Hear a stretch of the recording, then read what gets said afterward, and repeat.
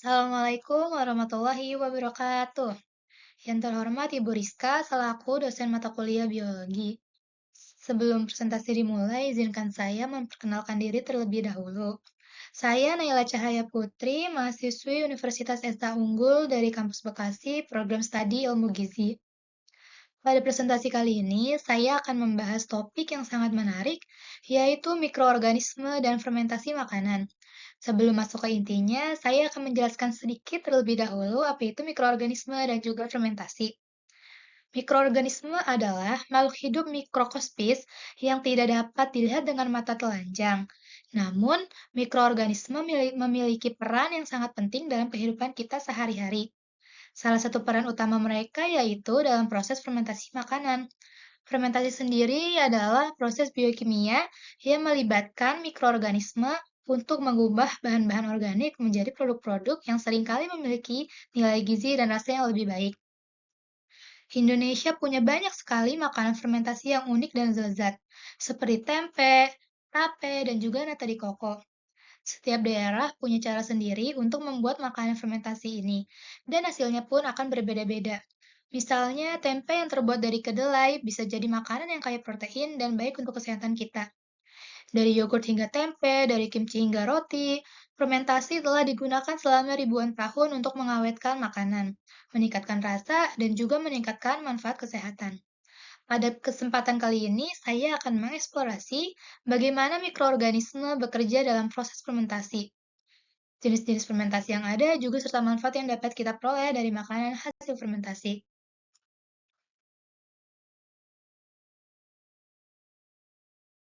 Lalu, pengenalan makanan fermentasi Indonesia. Seperti yang sudah dijelaskan tadi sedikit, lebih singkatnya, definisi fermentasi merupakan proses penguraian gula oleh mikroorganisme menjadi produk baru. Fermentasi sudah digunakan sejak 10.000 sebelum Masehi oleh peradaban kuno yang dimana mereka menggunakannya untuk pengawetan makanan dan juga minuman.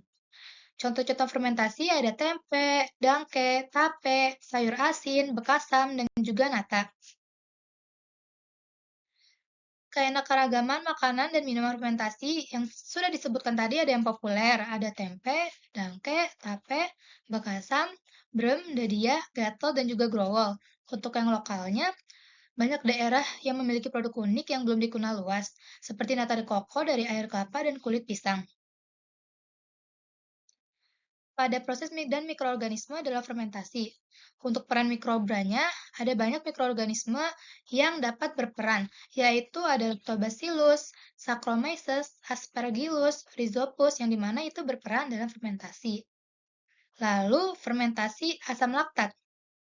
Menghasilkan asam laktat yang menurunkan pH dan mengawetkan makanan. Lalu ada etanol, yang dimana fermentasi untuk etanol ini dapat menghasilkan alkohol yang digunakan dalam produk seperti brem dan juga tape. Lalu, nutrisi dan komposisi kimia pada produk-produk fermentasi. Yang pertama ada tempe. Tempe ini kaya protein, vitamin B12, dan juga memiliki isoflavon. Lalu ada dangke. Produk dangke ini merupakan produk fermentasi dari susu dengan kadar lemak yang tinggi juga memiliki sumber protein. Lalu kemudian tape. Tape mengandung protein juga, vitamin B1, yang dimana itu penting untuk metabolisme energi. Lalu yang ketiga, ada sayur asin dan bekasam. Mereka berdua mengandung bakteri asam laktat, juga menghasilkan asam organik dan bakteriosin. Lalu potensi imunomodulator dari makanan fermentasi. Sebelum itu, saya akan menjelaskan apa itu imunomodulator. Imunomodulator adalah obat yang dapat mengubah sistem imun yang dimana sehingga obatnya itu akan bekerja lebih efektif. Obat ini mencakup perawatan yang meningkatkan atau menurunkan respon imun Anda. Untuk prebiotik dan probiotiknya, itu akan senyawanya itu dihasilkan selama fermentasi untuk meningkatkan fungsi sistem imun.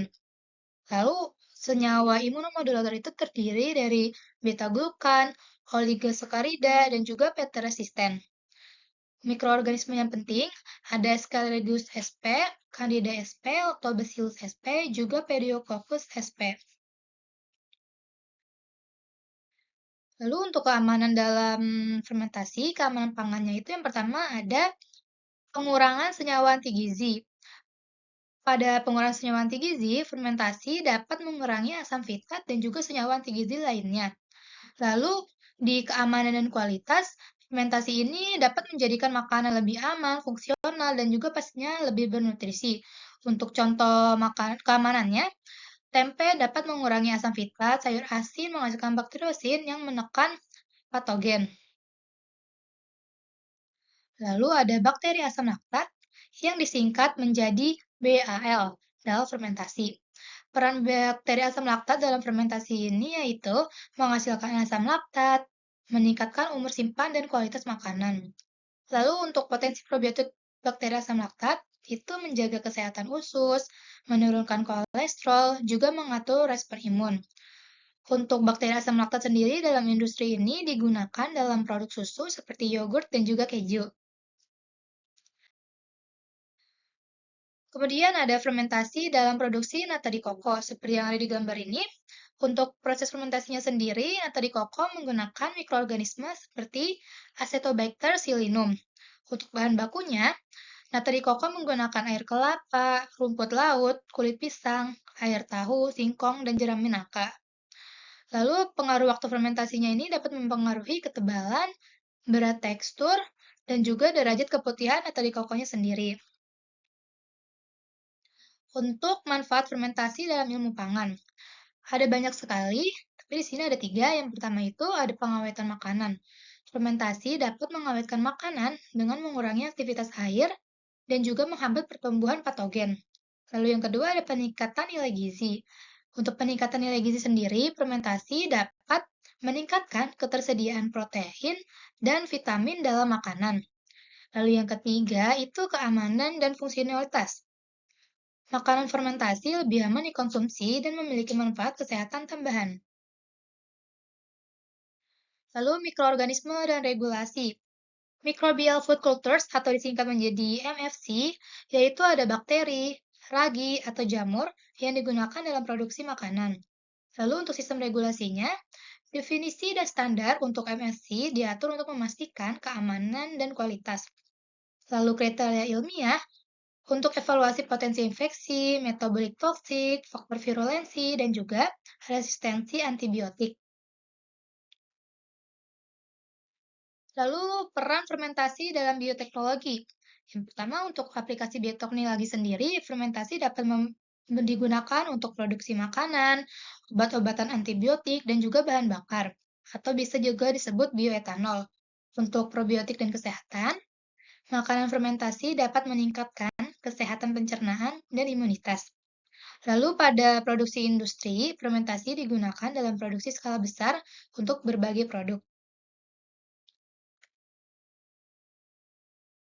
Lalu apa saja sih tantangan dan peluang dalam fermentasi? Untuk tantangannya sendiri itu, optimasi proses fermentasi, stabilitas mikroorganisme, dan juga regulasi yang sangat ketat. Untuk peluang, ada pengembangan produk baru, peningkatan kualitas produk fermentasi, dan juga manfaat kesehatan tambahan. Lalu ada inovasinya nih. Apa sih inovasinya? Inovasinya yaitu penggunaan teknologi modern untuk mengoptimalkan proses fermentasi dan meningkatkan nilai gizi. Lalu ada beberapa studi kasus untuk produk-produk yang sudah difermentasikan, yaitu ada tempe, yang dimana tempe fermentasinya itu dari kedelai oleh mikroorganisme Rhizopus sp, yang dimana dia kaya akan protein dan juga isoflavon. Lalu untuk dangke, dangke ini fermentasi dari susu dengan mikroorganisme spesifik yang kaya lemak dan juga protein. Lalu proses dan manfaatnya, fermentasi pada tempe dan dangke itu dapat mengubah komposisi kimia, meningkatkan nilai gizi, dan juga manfaat kesehatan. Lalu studi kasus pada nata de coco dan juga tape. Untuk nata de coco sendiri, fermentasinya oleh Acetobacter psyllinum dan bahan bakunya itu dari air kelapa atau kulit pisang. Lalu pada tape, fermentasinya ini oleh ragi seperti Saccharomyces, yang dimana bahan bakunya itu ubi, kayu, atau beras ketan. Untuk proses dan kualitasnya, fermentasi mempengaruhi tekstur, rasa, dan juga nutrisi pada produk akhir. Lalu kesimpulan, potensi makanan fermentasi. Makanan fermentasi khas Indonesia memiliki potensi yang sangat besar dalam meningkatkan kesehatan melalui nutrisi dan juga fungsi imunomodulatornya. Untuk peran mikroorganismenya, yaitu dalam fermentasi mikroorganisme dapat meningkatkan keamanan, kualitas, dan juga manfaat kesehatan produk. Lalu untuk pengembangan produk, dapat optimalisasi proses fermentasi dan juga inovasi produk dapat memberikan manfaat yang lebih luas bagi masyarakat. Lalu ada beberapa jurnal, ini ada 5 jurnal nasional dan juga 2 jurnal internasional. Sekian dari saya, kurang lebihnya mohon maaf. Wassalamualaikum warahmatullahi wabarakatuh.